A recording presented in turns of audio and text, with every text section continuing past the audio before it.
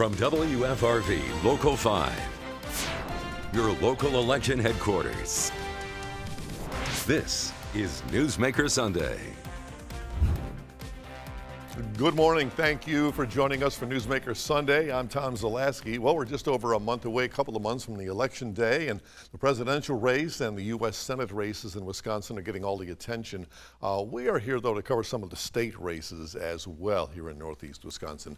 We are keeping an eye on the race for the State Assembly District 56. Republican State Representative Dave Murphy running for another term, serving in that seat since 2012. On the Democratic side, challenger Emily Tseffos, and the Democratic challenger, Emily Tseffos, joins us this morning. Thank you so much for being here. Appreciate it. Thanks for having me. Let me start off with this simple question. Why are you running for the District 56 seat? That is a question I get a lot. All right. I have 3 kids, and so initially it was for them. And I, am very inspired by them and raising them in a world that I'm trying to make just a little bit better. And so they were my real motivation straight out the gate. But since then, and since announcing my candidacy, I've been connecting with hundreds of voters across the district. So it's really been more for me now about responsive and informed governance. And that means that we're talking to folks about issues that are important to them and trying to do something to make it better. So you are no stranger to politics. You're chair of the Democratic Party of Outagamie County. I am, yes. What do you do in that role? We do a lot. A lot of it is electoral politics, so that means that we're working on a very local level, all through, as well as through the federal elections to get progressive champions elected. And we are also doing things on the community service level, which is, we just finished up a lunch debt relief program for one of our local school districts. But we're working all the time, connecting with our neighbors and helping them where we can. Did redistricting have anything to do with your decision? Not really, no. I was going to run before the maps. Yes, I announced last November, so I knew then that I wanted to throw my hat in the ring. And so this district got larger and a little bit more red, Republican leaning. And so regardless, I knew that we deserve this kind of leadership in Madison, so I was committed to it. Okay, before we get into the nuts and bolts of politics and the campaign, Emily Tseffos, who is she? Where are you from? Who are you? Yeah, I'm from Slinger, Wisconsin, so just down 41 a little bit. I'm a former teacher, and I worked in Greenfield down in the Milwaukee area. I also worked in Mexico and Nicaragua, so I have some international teaching experience, which is always fun. But I have 3 kids. 2 of them are my biological children. I also have an adopted son. I've got a lovely husband that works in the Appleton area, and we've got like a dog and a hamster. So yeah, we've got a full house. You've got the teaching degree. Yes. How long are you still teaching? I am not teaching right now. Actually, I was one of those women that when I had my first child, childcare was about as much as it would have been coming in. Sure. So we would have been a wash. And so I left the workforce at that point.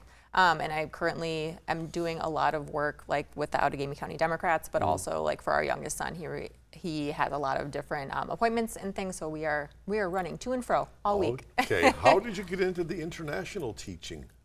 I speak Spanish, and I had like a heart and a passion for it. I got an opportunity to go to Mexico and to teach in a bilingual elementary school for a little bit.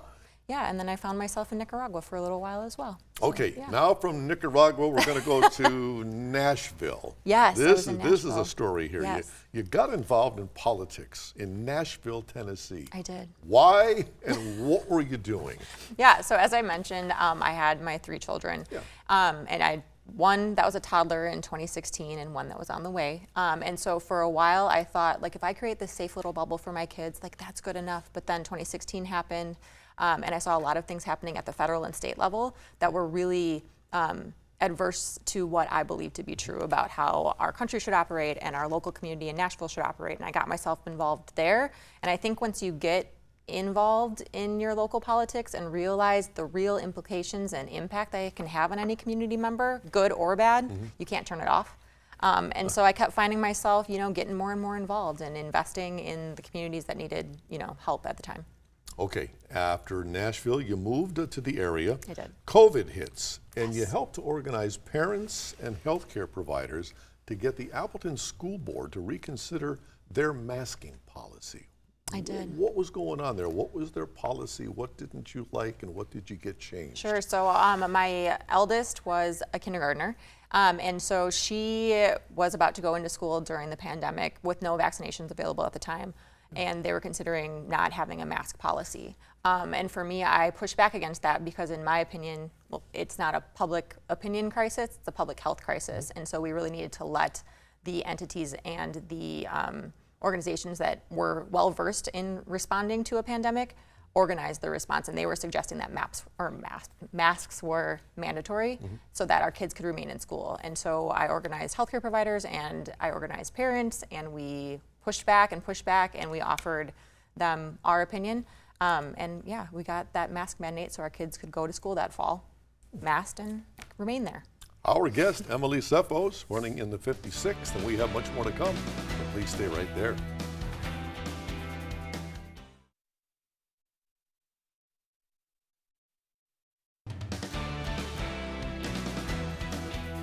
We are back with Emily Tseffos, who is challenging State Representative Dave Murphy for the State Assembly seat number 56. You say that it's vital we invest in our communities. Let me ask you about that. What do you mean, like, when it comes to infrastructure? Sure. So this district, the 56, covers a lot of more rural areas, and that infrastructure is vital, whether it's so our farming families can travel without having to take large detours because of the weight limits, or for emergency services to go to those communities. And so when we're talking like infrastructure, roads and bridges, that's a big thing for me, to make sure that we are connected as we should be, efficiently and safely, to everywhere else. That's an issue not a lot of people think about, weight limits. Yes. Out in rural areas. Yes, I know. But we have these, you know, when they are hauling things or when they're going out to the fields, they literally have to take, you know, a 20-mile detour sometimes around these country roads. Public education. Yes. What needs to be done there? Are we falling short? Where are we falling short? It's interesting because while there are people that are campaigning on this historic investment in public education, our schools have been chronically underfunded for over a decade. Yeah. And so as the cost of services and goods increases, it has not kept up. And we had 92 school districts that had questions on the spring ballots for referendum, and those are usually operational referendum, just to keep up with things and to improve, you know, like the nuts and bolts, the water lines, the schools themselves, to make sure that our kids can get the services they deserve. And so that tells me that that historic investment isn't enough, and that we need to actually be improving the funding and the investment at those school district levels so that they can provide the services that they need to provide to kids. You also talk about bodily autonomy. I do. Okay, your view on abortion. So, to what extent? Yeah, and I talk to people about this on doors all the time, but I lead with the fact that I am a mom and I have carried 2 children, and I also am a survivor of sexual violence. And so I'm holding the beauty of life, like what it means to go to an ultrasound and pray for a heartbeat, and what it means to face your 20-week anatomy scan and pray that everything's okay. And I also know how terrible the world can be, and that there are really delicate decisions that have to be made. And so in those instances, we need to make sure that politicians are not in the doctor's offices with the woman and her healthcare provider, regardless of when and how and if they want to have a family. That is between a woman and her provider and nobody else.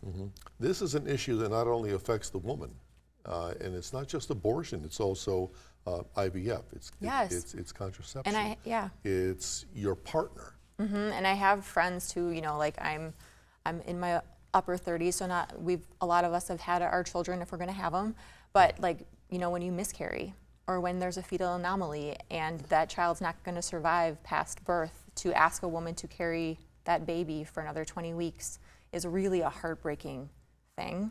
And it needs to ultimately be up to that woman and her partner, if she's got one, and her doctor. And that's full stop. That's it. All right. You call yourself a staunch defender of our democratic principles. Big umbrella there.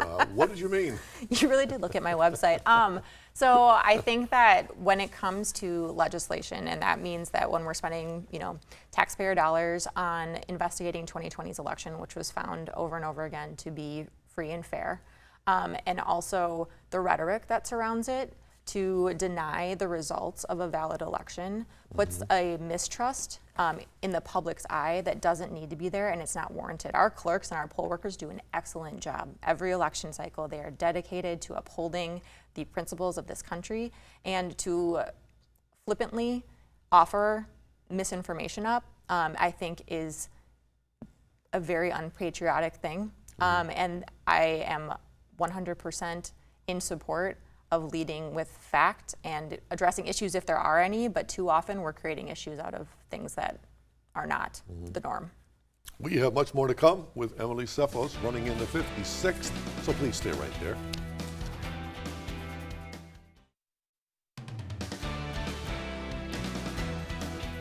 We are back now with Emily Tseffos, who is running for State Assembly District 56 in Wisconsin. Back to your campaign website, touch on several issues that we've looked at. First one, keeping our kids safe. What problem do you see? Because, you know, you're out there in the rural area. We don't think of that as a problem. Right. So what do you mean when you say keeping our kids safe? I think that something that was the motivation for that statement in particular for me is that my first grader did an Alice drill at her school. And that is a response to an active incident, an intruder in their school. Okay. And my first grader came home, she's 6 years old, and she tells me, my teacher told me to zigzag through the hallway. Because if someone is coming in with a weapon, that's the best way to stay out of the line of fire, kind of thing. And that's what they're teaching our kids. Yes, and so I am, like I mentioned, a born and raised Wisconsinite. My husband is an avid hunter, but there are common sense reforms that we can implement that would keep things like 6-year-olds from having to have those discussions with their teachers in school, and would also make sure to protect our Second Amendment rights. So finding that balance, I think, is something that we need to do to honor and protect our children.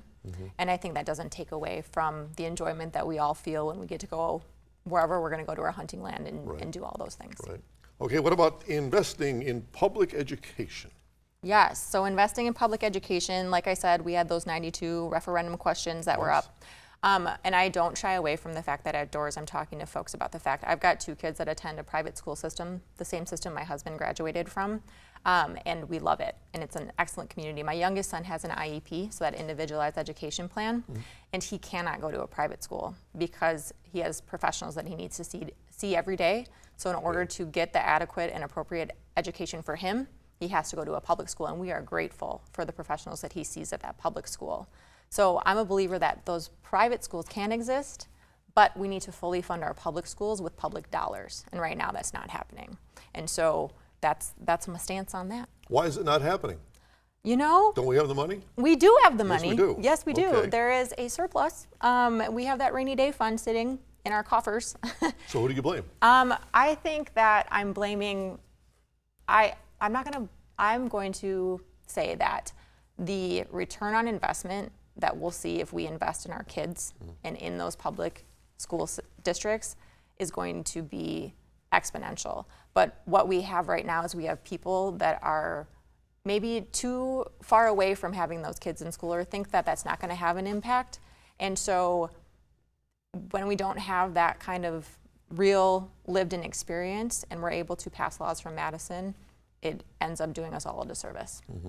Another item, prioritizing infrastructure development. Does this go back to the farming community? I think it goes back to those roads and bridges. I also, I think that it brings me to another thing that I've been talking to a lot of town administrators about and town board members, and that is that shared revenue. So that's like the taxes that would come back that would fund our local governments. Right. And so when we're talking about property taxes rising and things like that, and we're chronically underfunding the municipalities, there's no way that they can make that up. And so they have to ask for these property taxes to raise. And a lot of that is fire and police and infrastructure. So that's a part of it. But what I'm finding more and more in these conversations is that those emergency services, especially in our rural communities, are really suffering. And it's because we're not able to invest in them. They don't have the funding to invest in them. So like Shiocton, for example, just lost their only ambulance, which means that they're dependent on a contracted ambulance or a community that's about 40 miles away to service that community. And that's literally life or death for people. Sure. Yeah. Sure. Interesting one I saw. Age with dignity. What did you see out there that made that such an important issue for you? Age with dignity. Yeah, I mean, like I said, I grew up in a smaller town in Wisconsin, and like dealing with my aunts and my uncles and my grandparents and now my parents who are aging, making sure that they're able to do so in a way where their retirement is what they expected it to be, the systems and the funds that they paid into their entire working life need to be there for them so that they can survive in the way that they see fit and deserve. And also when it comes to like housing, making sure that that is affordable so that as folks are downsizing, they have realistic places to go, and that their health care is affordable and accessible. Because again, when we're dealing with rural folks that can't get themselves to Appleton or to Neenah to see people, like what are we going to do to support them as well? And make sure that they have everything they deserve so that they're into whatever age we all hope to survive to, that they're able to do so with dignity, without issue. So we are back to wrap up with Emily Tseffos right after this, so please stay right there.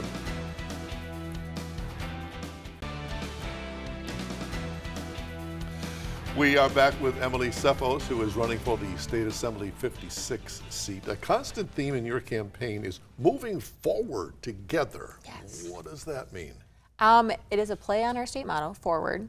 But I think that I go back to like the doors and the conversations that we keep happening. If we get below the outrage that exists politically, I think in a lot of different areas, we share a lot of common values that I think we are taught, or we're told nowadays not to ignore, right? We don't have anything in common.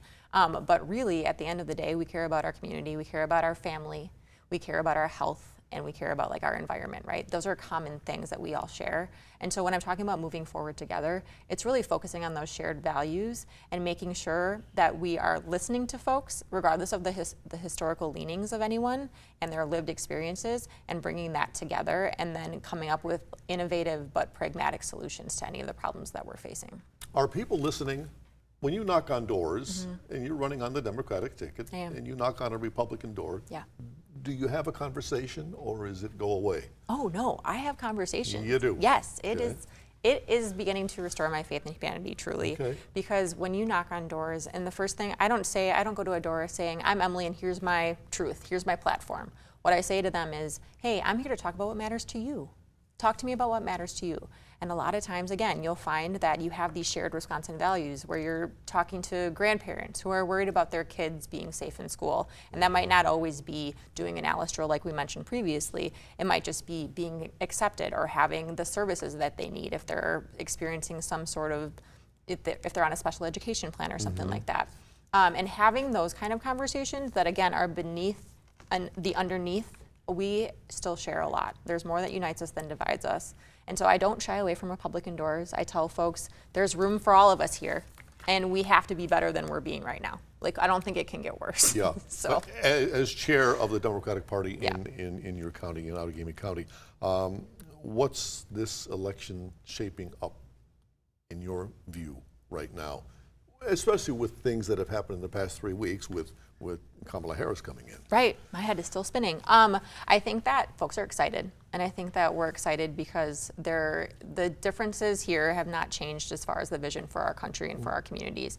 And so we were doing the work anyway, and we were going to continue to do it because whatever the administration is offering, we understood the differences there. But I think that these past 3 weeks have, folks that were kind of sitting this one out or maybe weren't as excited are ready to go, are showing up at the office. There's renewed energy. But we all, like the core of us, we're doing that work anyway because we understand very intimately what direction we believe our country should go in and how it's going to bring all of us to a more inclusive and brighter tomorrow. And we were dedicated to doing that. Do you think Harris's entrance into the race has changed the way Trump is campaigning? I think that, again, we're manufacturing more outrage than needs to be. And I think that the way that it's being approached right now is it's beneath us. And I think that when we're talking through anyone and we're disqualifying her based on race or her identity in any way, that is unacceptable, and it should be unacceptable for all of us because we live in America, and this is the land where anybody can be whatever they want to be. And she has worked hard. She's a qualified candidate. and to say anything other than that or to diminish what the service that she's provided this country through being Attorney General or a U.S. Senator, I think does her a disservice, and we can be better. All right, I've got about a minute for Emily Tseffos to tell us why you should be elected to the 56th seat. Well, I think that I am the right candidate because I'm dedicated to listening to everybody and really taking the stories that I'm hearing on doors or in meetings with me to Madison. I think that right now what this district needs desperately is responsive and informed representation, and I'm dedicated to doing that by following my tenet or my motto of forward together and making sure that we are operating on those shared Wisconsin values. We can come up with solutions, and I'm ready to bring a fresh perspective and to really champion our communities so that we can all feel like we're getting something out of this representation now. Emily Tseffos, thank you very much for being with us today. Thanks for having me. Much appreciated. And if you have a newsmaker in your town who you think we should have on this show, let us know about it. Send us an email at tips@wearegreenbay.com, or you can message us on Facebook. And be sure to join us once again Sunday morning at 7:30. Until then, have a great day.